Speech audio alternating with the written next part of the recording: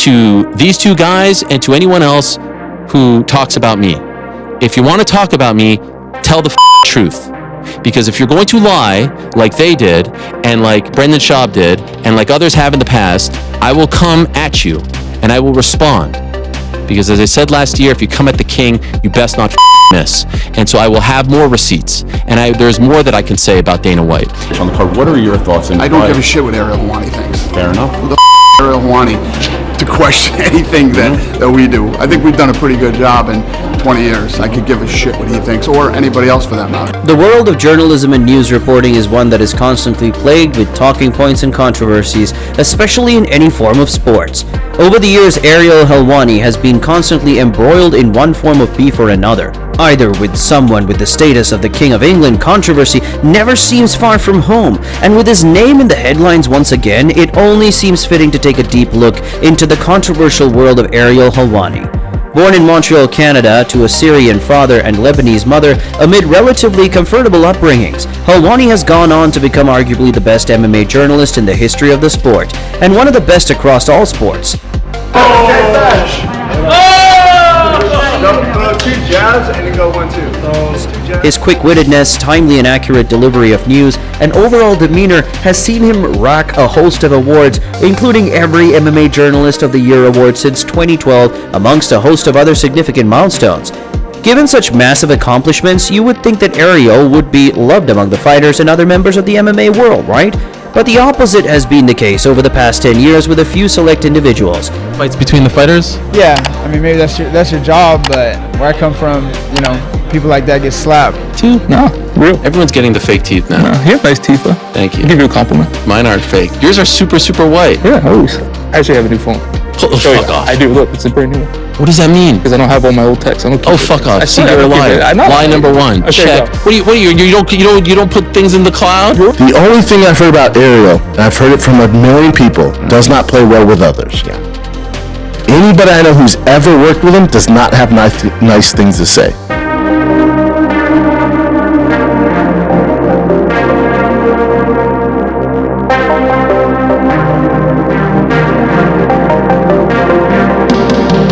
As a human being, man to man, the respect that I have for Dana White, or perhaps lack thereof, non-existent. He's one of the slimiest, scummiest that you will ever come across. Dana White and Ariel Helwani are two of the most iconic figures in MMA history for entirely different reasons. But for close to a decade now, both men have hardly seen eye to eye. The answer to is, how do you know that? Because that's what the experts are saying. The experts are telling us that's what they do. How else would I know? Okay, that, but just wanted to get the reason You why. want to antagonize him. You want to aggravate him and get him pissed off. That absolutely not. It's totally the truth. That's Asking why a I question. knew what your question was right when I called it, right when you picked up the microphone. You never even ask questions first. You usually hang back and wait. Oh, you had to get that Wow. first question. You knew what you wanted. to God ask him. forbid. You I want to would piss ask- him off and I would aggravate ask- him. Would you have any questions about the fight? And the crux of their issues could be narrowed down to just two words: fighter pay. The issue of fighter pay in the UFC has turned into a never-ending hole that keeps getting bigger, and Ariel Helwani, in an interview in 2014, was the first person to point out this issue. In a podcast with Rory McDonald, Ariel publicly bashed the UFC for its unfair treatment of the fighters, as well as the poor pay accrued to them. Use free agency for the last year or so. They've let some people go, including yourself, in the sense that they haven't really fought to keep you like maybe they would in the past. And now that you look so good, that essentially they gambled on you being shot, and you're clearly not. And now they're going to be a little more hesitant to let people go. This episode, in many ways, signaled the start of the bad blood that would begin to exist between Ariel and the UFC's president. And after 2 years, this bad blood finally reached breaking point. Ariel Helwani is one of the weakest human beings on planet Earth. I mean, it's almost like you should be arrested for even calling him out. Thoughts and I don't give a shit what Ariel Helwani thinks. Fair enough. Who the fuck is Ariel Helwani? In 2016, Ariel leaked news about Brock Lesnar's potential return to the UFC, as well as confirmation of the fight between Conor McGregor and Nate Diaz.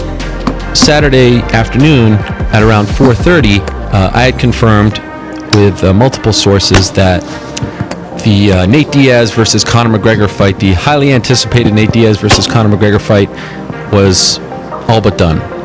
Signed, sealed, and delivered, UFC 202, August 20th in Las Vegas. And so it's rare that when I break this news, I do so in the media room, but that's where I was when I reported it. When I confirmed it, and we'll get to this a little later. I don't sit on news. The last thing anyone should ever do is sit on news. If you have it confirmed, you got to go with it. If you're sitting on it, you're not doing it right. I finally got that Brock Lesnar was close to signing a deal, or he was close to finalizing a deal to return at UFC 200. And I finally was able to confirm that around 5 o'clock. And so I posted that as well on the site. And again, it's awkward because you're sitting there in the press room. It's not usually a place where you do it. So then you report that, you tweet it out there, and people are now like, whoa, what's going on? The Conor Nate thing, a member of the PR staff came up to me after I reported the Conor Nate story and was kind of like, I don't know if this is right. I don't know are you sure about this? And I said, yeah, I'm sure. Again, I take a lot of pride in batting 1,000 and not getting things wrong. When you hear it from me, I hope until the day I die, it will be true.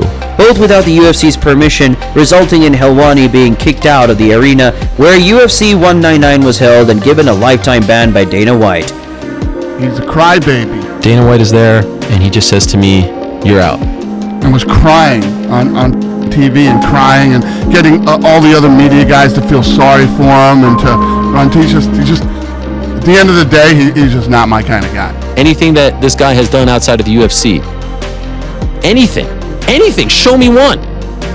Maybe this slap league is going to be the one that hits, because you'll get all the MMA media boys to cover it.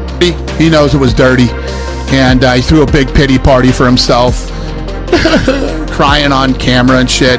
It's fucking just ridiculous. This recent episode proved to be one too many for Dana, as he allegedly banned Ariel from attending all UFC events and conferences. And from that moment up until now, both men have been at loggerheads. And while it's difficult to take a side between both men, one thing is certain, and that is their beef is sure to remain for a very, very long time.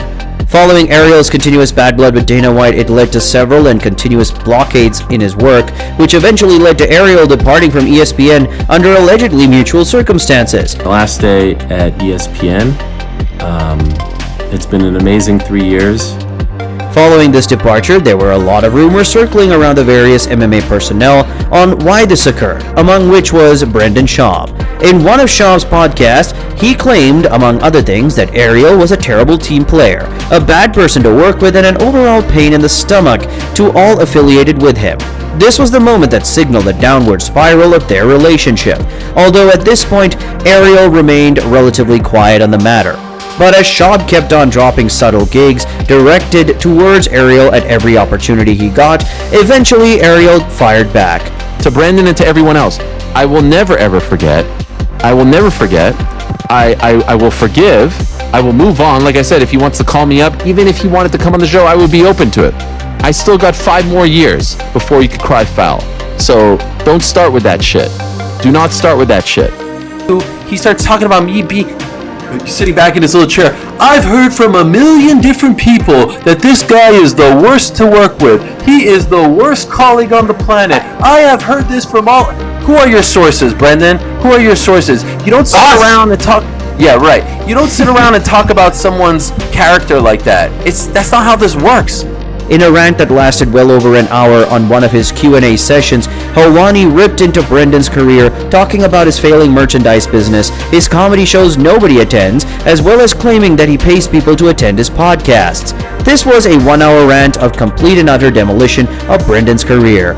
A couple of months later, Brendan finally divulged some form of apology where he admitted to falsely spreading a false narrative about Helwani.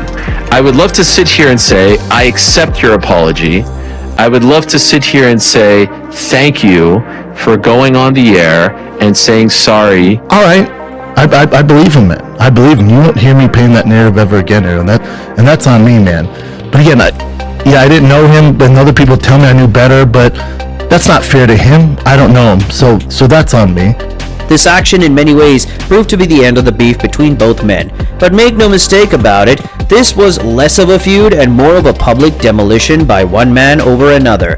The guy's become a walking contradiction, and it's disappointing, but it's not the first time that we've seen someone get some type of fame and all of a sudden everything gets jumbled in his brain. If you followed any form of MMA over the past month or two, then you would have surely been made aware of this recent feud of some sort.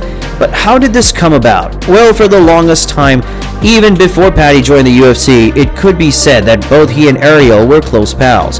Time after time, Ariel consistently shouted out Paddy on his social media accounts, often using his large following to give Paddy the baddie some much-needed popularity.